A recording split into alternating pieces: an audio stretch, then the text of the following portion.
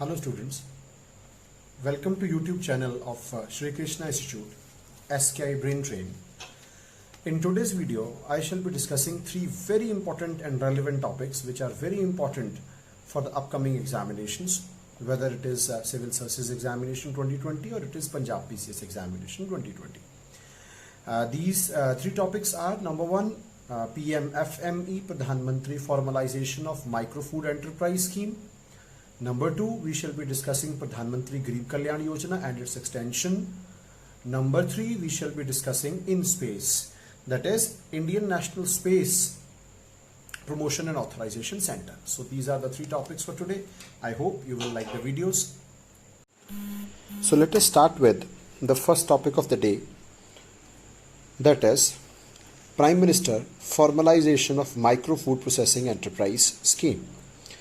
In a major development, Modi government has launched the PM Formalization of Micro Food Processing Enterprise Scheme as a part of Atmanirbhar Bharat Abhiyan. The scheme, which was launched this Monday, will assist nearly 2 lakh micro food processing enterprises with credit-linked subsidy, and special focus will be on supporting farmer producers organizations, self-help groups, cottage industry in rural and tribal regions over the next 5 years. Now let us have a look at some of the highlights. Under the PM FME scheme, micro enterprises will get 35% subsidy on the project cost with a ceiling of rupees 10 lakh. The beneficiaries will have to contribute at least 10% of the project cost, while the balance will come from loans. A very important point. Nearly 2 lakh micro enterprises will get credit-linked subsidy support. Food Processing Minister Mrs. Harsimrat Kaur Badal said that the scheme will be implemented for 5 years until 2024-25. It will generate investment of rupees 35 crores, generate 9 lakh jobs and help 8 lakh units. Why do we need such a scheme? There are about 2.5 million unregistered, unorganized food processing enterprises, which account for 74% employment in the food processing sector, and 2/3 of them are in rural areas and 80% are the family owned. Hence, this sector has got a great potential to grow and to generate lot many jobs than it has been doing. So this scheme will streamline the difficulties faced by this particular sector and help our nation in creating more jobs. What are the aims? It aims to provide financial, technical, business support for upgradation of existing micro food processing enterprises. It is a centrally sponsored scheme to be implemented over a period of 5 years from 2021 to 24-25 with an outlay of rupees 10,000 crores. The expenditure under the scheme would be shared in 60-40 ratios between central and the state governments, in 90-10 ratios with Northeast and Himalayan states, 60-40 ratio with UTs with the legislature, and 100% by the center for other UTs. A major highlight of this scheme is one district, one product approach to reap the benefits of the scale in terms of procurement of inputs, availing common services and marketing of products. The states would identify food products for a district, keeping in view the existing clusters and availability of raw materials. So it will be a very good approach. The states will identify a district, what kind of product is made there, and what is the speciality of a district and how we can improve that particular product to bring maximum possible benefits to the micro food processing units of that particular district. The ODOP products could be perishable produce, based products or cereal based products, or a food product widely produced in a district and their allied sectors. These products could be perishables or cereal based products such as mango, potato, lychee, tomato, poultry, or the millet based products. The minister has also said that the states will be given complete flexibility in deciding what product needs to be promoted and from which district. Now, what are the challenges? The unorganized food processing sector faces a number of challenges which limit their performance and their growth. These challenges include lack of access to modern technology and equipment, training, access institutional credit, lack of basic awareness of quality control of products, and lack of branding and marketing skills. Hence, by schemes like this, PMFME, we can organize this sector, create more jobs, bring more benefits to the people working in these sectors, and we can take a step towards Atmanirbhar Bharat. Coming to the second topic of the day, it is Pradhan Mantri Garib Kalyan Yojana. To overcome the economic impact of coronavirus-induced lockdown on the poor, Prime Minister Shri Narendra Modi, soon after the imposition of lockdown on March 24th, announced a relief of rupees 1.70 lakh crores under Pradhan Mantri Garib Kalyan Yojana. Under the scheme, 5 kilograms of free wheat rice was provided to more than 80 crore people, to each member of a family, along with 1 kilogram free whole chana per family per month. Since its unveiling, rupees 50,000 crore has been spent on providing employment opportunities to the poor under the scheme. Why this scheme is needed? These measures are intended at reaching out to the poorest of the poor with food and money in hands, so that they do not face difficulties in buying essential supplies and meeting essential needs. Number 2, the package includes a range of measures that the Government of India will take to alleviate the economic, health and food related distress of the India's poor. So overall, we can say that government has followed a two-pronged approach: ensuring a steady supply of food and cooking gas to poor people, easing cash woes of the vulnerable sections of society. At the same time, fiscal prudence. By utilizing existing schemes, funding for the package is kept within the budget so as to retain control over the deficits. So, it is a well thought of scheme. The first phase of this scheme ended on 30th June, but now the scheme has been extended till November. The extension of scheme will cost the government an additional rupees 90,000 crores. If the amount spent towards the scheme in the previous 3 months is added together, a total of almost rupees 1.5 lakh crores would be spent towards the scheme till November. The scheme is not only about supplying food and giving support, it has got many key features.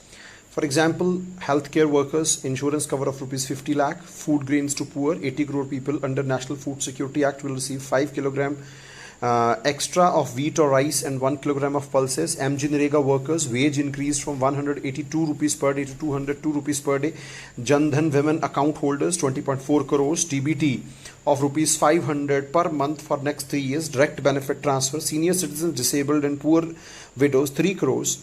Rupees 1,000 through existing pension schemes. Farmers 8.7 crores. Front loading of rupees 2,000 to them under existing PM Kisan Yojana. Ujjwala beneficiaries 8.3 crores. Free cylinders for next 3 months. Wage earners, those earning below 15,000 per month in firms having less than 100 workers, will receive 24% of their monthly wages into their Provident Fund accounts for next 3 months. So it is going to help them in long run. Construction workers, centers has directed states to use Construction Workers Welfare Fund to give relief to 3.5 crore registered workers. So hence there are various modalities, and it is a comprehensive scheme which is being applied to tackle the COVID-19 pandemic. Announcing the extension of Pradhan Mantri Garib Kalyan Yojana, Prime Minister Shri Narendra Modi also announced that the government is working to make one nation, one ration card a reality soon. PM Modi said that efforts are being made to provide one ration card that can be used across the country by the poor. It is going to be a great help. The biggest benefit of one nation, one ration card scheme will be to those poor workers who leave their villages and migrate elsewhere for livelihood. So they will have a food security. Under the One Nation, One Ration Card initiative, eligible beneficiaries would be able to avail their entitled food grains under National Food Security Act from any fair price shop in the country using the same ration card through Aadhaar or biometric identification. Biometric identification means by facial recognition, it can be iris scan, it can be fingerprint scan. And recently, the Supreme Court has asked the center to consider the feasibility of temporarily adopting the One Nation, One Ration Card scheme during the ongoing coronavirus lockdown period to enable the migrant workers and economically weaker sections get subsidized food grains. Now coming to the third topic of the day. The Union Cabinet decided to open up the space sector for private sector participation and cleared the creation of a new entity, Indian National Space Promotion and Authorization Center, in short, INSPACe, to encourage private companies to use India's space infrastructure. Why the entry of private players into a sensitive sector like space? As per Dr. K. Sivan, under the present situation, ISRO, Indian Space Research Organization, has reached its limit on providing our services due to manpower limitation, and we can't scale up more than 3% market share. That's why we need private players to get involved, and they will also boost market share when they diversify into many services. According to him, Indian industry had a barely 3% share in a rapidly growing global space economy, which was already worth at least $360 billion. Only 2% of this market was for rocket and satellite launch services which India provides, which requires fairly large infrastructure and heavy investment. The remaining 95% related to satellite-based services and ground-based systems. So hence, we need the entry of private sector into this sector to explore the further possibilities. Moreover, Indian industry is unable to compete because till now its role has been mainly that of supplier of components and subsystems. Indian industries do not have the resources or the technology to undertake independent space projects of the kind that US companies such as SpaceX has recently done, or provide space-based services. So we need acceleration into these services, and private player with its innovation can definitely do it. The new Indian National Space Promotion and Authorization Center, which is expected to be functional within 6 months, will assess the needs and demands of the private players, including educational and research institutions, and explore ways to accommodate these requirements in consultation with ISRO. So ISRO will always be there. Now what is going to happen? Existing ISRO infrastructure, both ground-based, space-based, scientific, technical resources, and even data are planned to be made accessible to the interested parties to enable them to carry out their space-related activities. So it will be an overwhelming welcome for the private players into our space industry so that they can carry out their space-related activities in a free way and develop new innovative methods and can help in flourishing this industry in near future.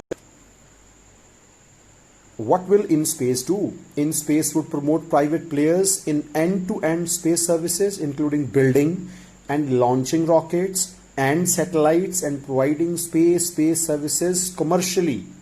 Private industry will also be offered opportunities to undertake research and development activities and to be co-traveler in advanced interplanetary missions.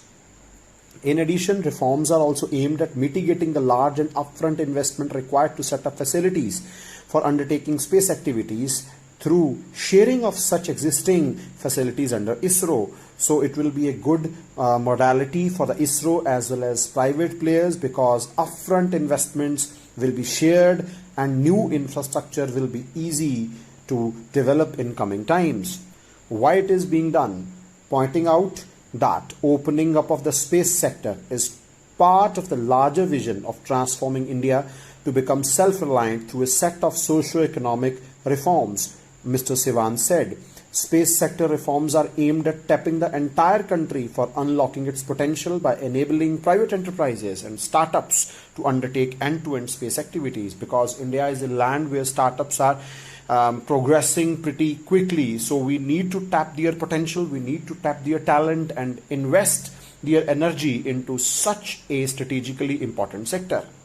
As per Dr. K. Sivan, an open and inclusive space sector will result in accelerated growth, job creation, as well as innovations, and will enable Indian space industry to be a significant player in the global space economy. As a part of the plan, space assets and data will be open to private players. So nothing is going to be hidden, and INSPACe will provide a level playing field for the private companies to use Indian space infrastructure. How this body is going to work? Its board will comprise members from the private industry, academia, Government of India.